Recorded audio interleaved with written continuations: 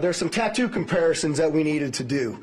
And in those tattoo comparisons, in this particular photograph, you can see a tiger tattoo, and there's a secondary tattoo on the stomach that the wife had told us about. You can see that some of it is burnt, some of it is not burnt, and while the body was still in the vehicle, we were unable to identify those specific tattoos until we were able to remove some of it. But we're able to take this phone and be able to extract the data using a variety of different tools. And in that, we've identified a variety of information, but one thing in particular is there was an application in there that the suspect used to take notes. In that application, one of the notes is titled Surveillance Log by the Suspect. It appears to be more of a journal of activity. It dates for about 10 days leading up to the incident, from December 21st to December 31st of this past year. In the note application, he seemed to have two letters. One letter in particular, as you can see here, this is an excerpt from that letter. He says, fellow service members, veterans, and all Americans, time to wake up. We are being led by weak and feckless leadership who only serve to enrich themselves. He goes on to explain a variety of other grievances and issues, some political, some personal. But then there's a second letter where there's some more excerpts. This one seems to be dated after the fact in that notes application. And in there, you can read a couple of the excerpts. We are the United States of America, the best country, people to ever exist. But right now, we are terminally ill and headed towards collapse.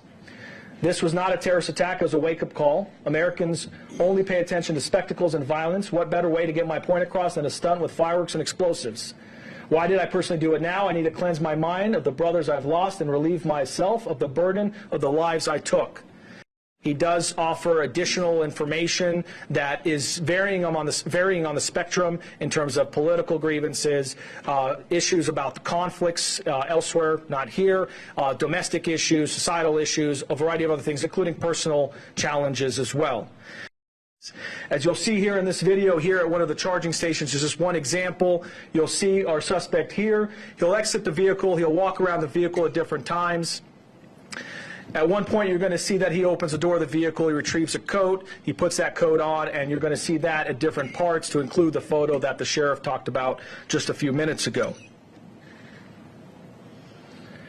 We use this video information as well as what I said earlier about the financial records in terms of purchases being made with different credit cards, call data records, a video canvas at multiple locations, trying to use all of that to corroborate that the individual that we've identified is the same individual that drove that Tesla during that route that we've identified to Las Vegas. Good afternoon. My name is Spencer Evans. We have interviewed family members, friends, the subject's associates, and military members that he served with around the globe. Through these interviews, we've found that the subject held no animosity towards the president-elect.